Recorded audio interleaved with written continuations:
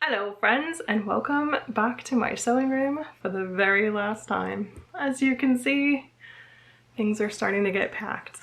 I was going to do a packing video for you guys. In fact, that's what I talked about in my last video. However, I started packing and I realized that is not conducive to a video in any way. I am sweaty, I am red, I am hot. I have friends in here helping me. It's loud because there's tape going, like that's not where it was at. So that was not gonna happen. So I read the comments, and one of the people in the comment section of something that I posted somewhere said, do a Q&A and tell us all about where you're moving and all that stuff. So I said, that's a grand idea. So I asked Instagram if they had any questions for me, and they provided, as they always do. So I am here to give you guys a little bit of a Q&A. All right, so we have two types of Q&A that I got, which was moving related Q&A and completely random. I was like, okay, I got it. That's fine, we can do that. So I'm going to intersperse them so that you do not get bored of moving content and/or random content. So I am basically here to tell you some more of my business because apparently that's what YouTube wants from me. So no further ado, here are some of the questions. The first one is, where did you end up moving and why? So we have secured a place in Vancouver, Washington, which I'm very excited about. Why Vancouver? Well, I wanted to live near an international airport, near a place where like concert venues were, somewhere on the West Coast, somewhere that is cooler than where I live now. Just a variety of things that led us to that area, the greater Portland, Vancouver area. I do really love Portland, but maybe I don't want to live in Portland. Not sure if in Portland city life is for me. I am a burbs girl, so Vancouver is like 10 minutes away most of the day. There is bridge traffic, so we'll see how that goes. So if I want to run over to Portland, I can do that and I can enjoy all the wonderful things that are in Portland without having to live in Portland, which I'm sure the Portlanders love. Many of you guys are the Portlanders. Anyway, Vancouver also has like a significantly cheaper cost of living and somewhat of a better tax situation going for it when it comes to income tax and then also retirement-based taxing and stuff like that. So that's why we ended up there. It was a good choice for us. We thought it was awesome. Random question. If you were a fish, what fish would you be? Man, that one's off the wall. I guess probably like a flying fish, like one of those fish that like leaps out of the water and like gets a view of the world and then is like, okay, I'm going back in. That is how I feel like I am.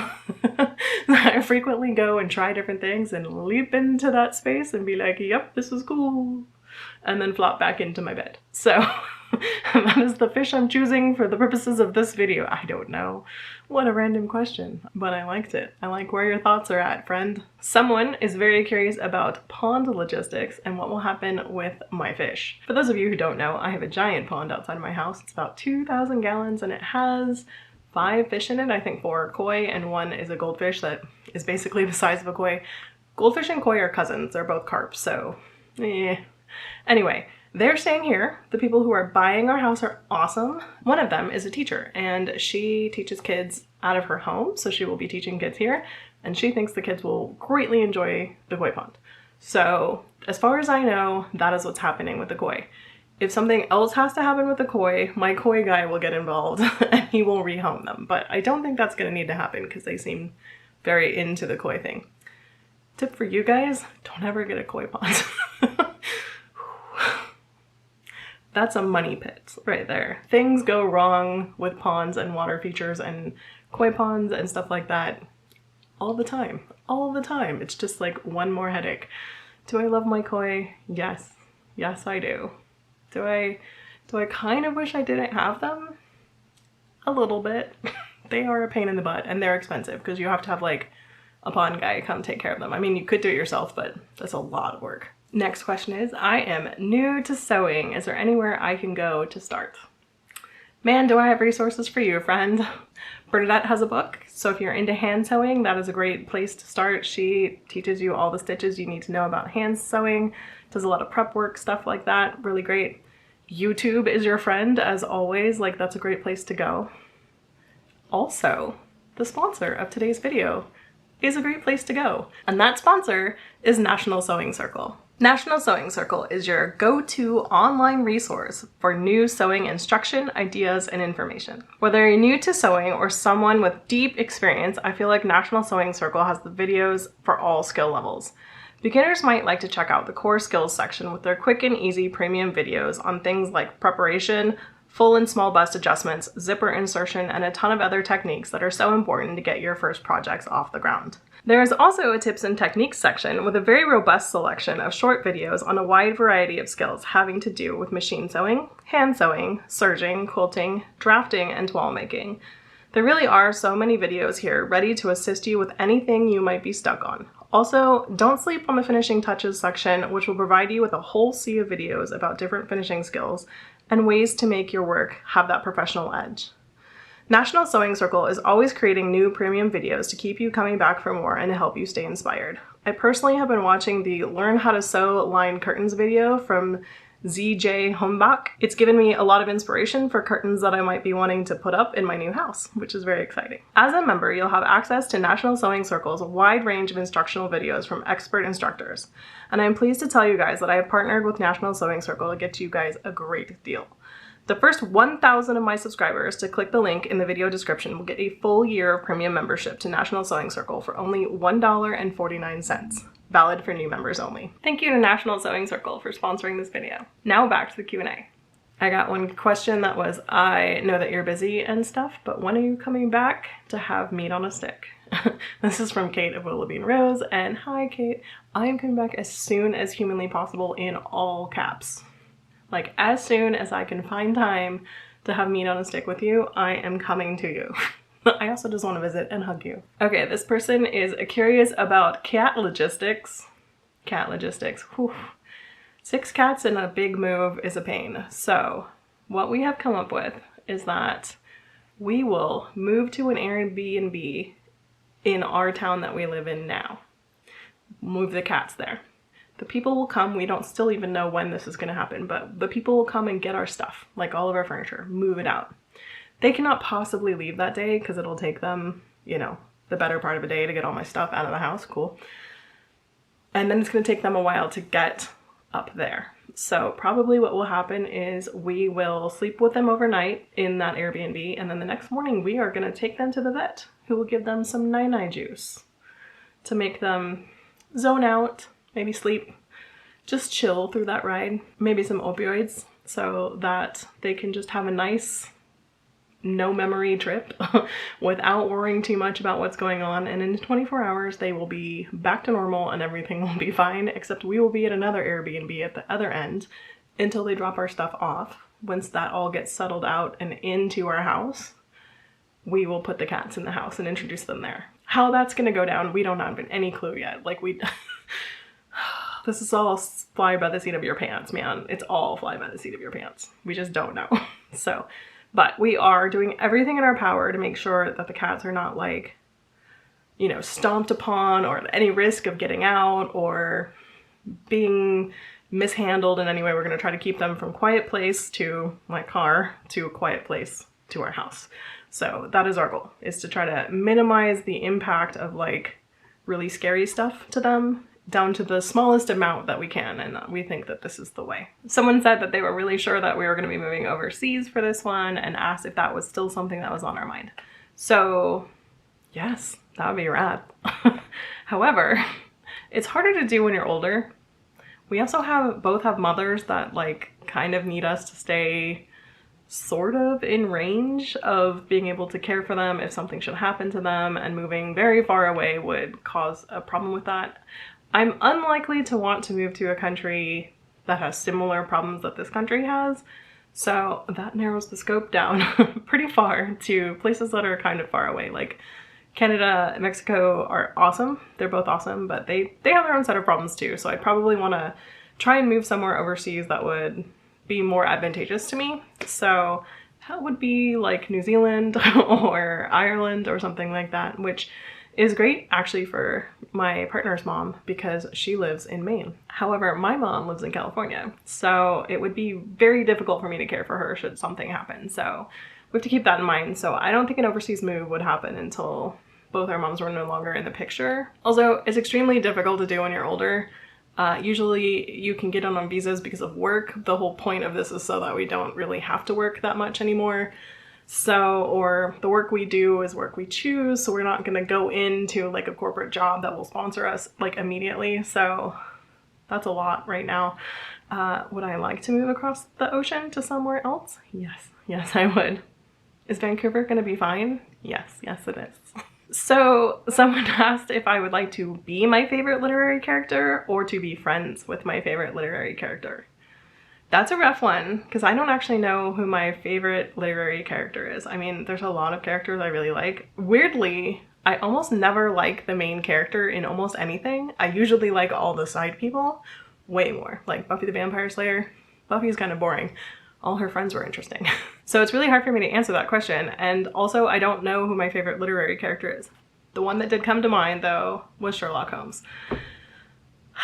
And in that case, unfortunately, I think I'd rather be Sherlock because I don't want to be treated badly. And he treats everyone around him pretty badly. So would I rather just be like oblivious and super smart but not socially smart? I guess. He does help a lot of people, so that is something that's appealing to me. Like he aids a lot of people with his sleuthing, but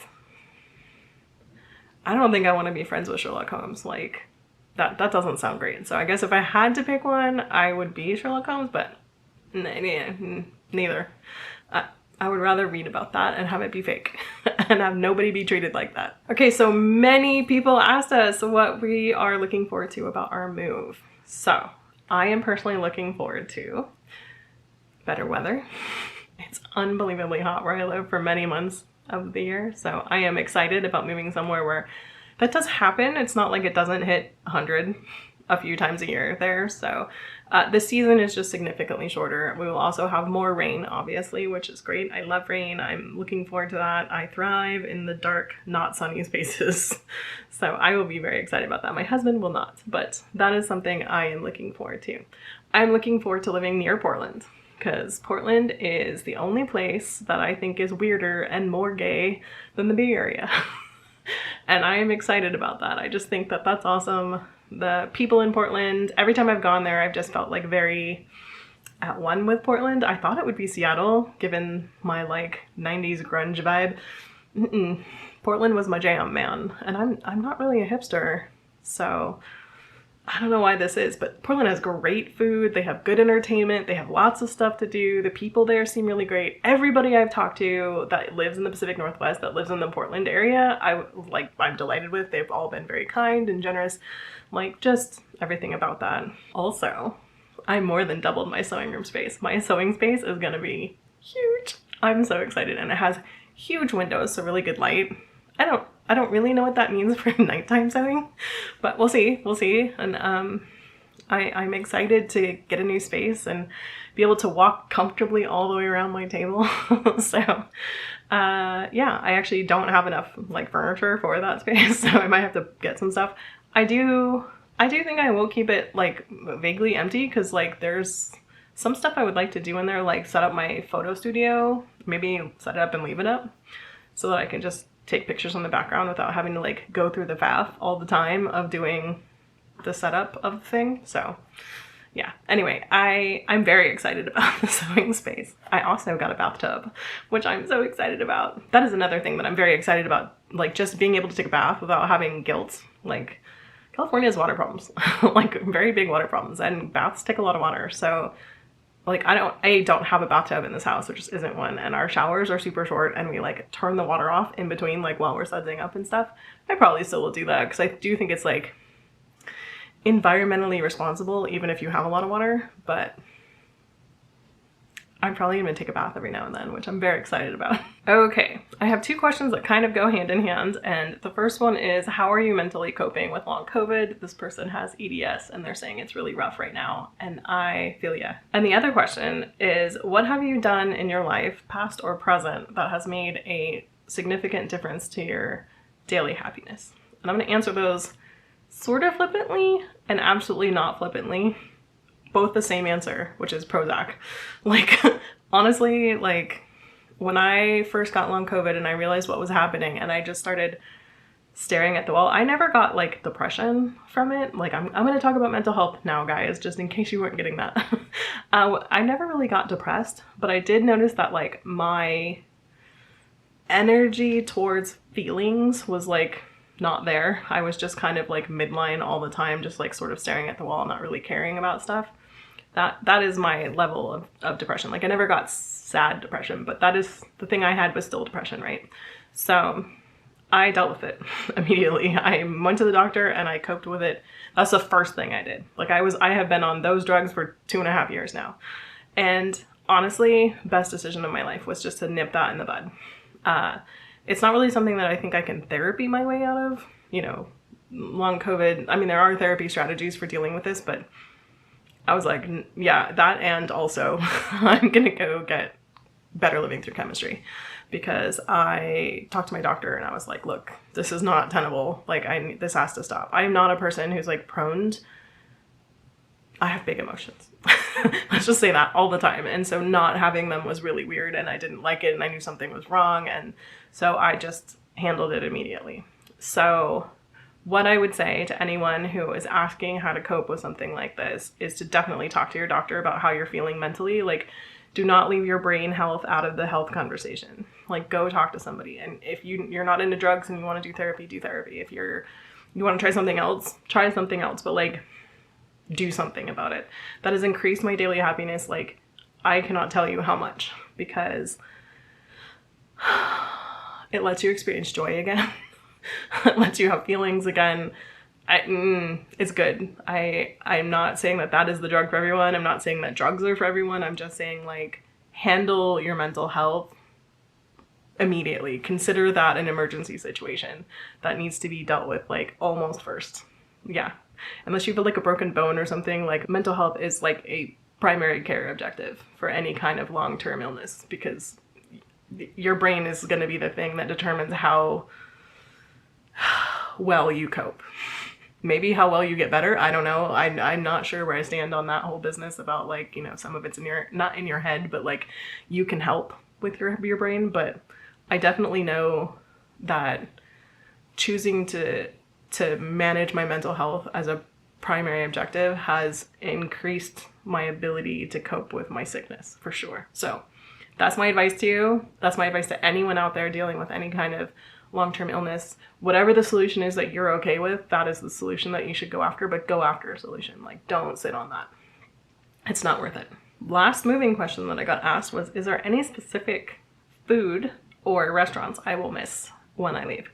Yes, for sure. Lisa's Tea Treasures in San Jose, Campbell, is my favorite place on the planet. Like, I just love it more than anything else in the whole world. And I am so sad to be gone. And every single time I come here to visit, I will be going there.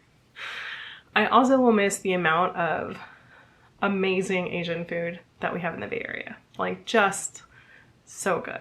So good. Like, we do Asian and Asian fusion like nobody's business here in California, and specifically in the Bay Area. The Korean barbecue and Japanese barbecue specifically, unrivaled.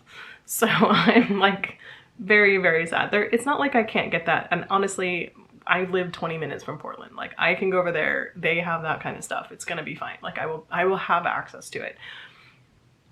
But I won't have my restaurants. So that is what I will miss. I will also miss La Fondue. I don't know if anybody here has been to La Fondue, but it's a very bougie fondue restaurant where they do like a cheese course, a meat course, and you can do that on a grill, which is really awesome, and then a chocolate course, which is delicious. So I will totally miss La Fondue, but again, I'll come back. Luckily, all of my like non-sewing friends live here in San Jose, so I'll be back. I'm gonna be back to visit my friends.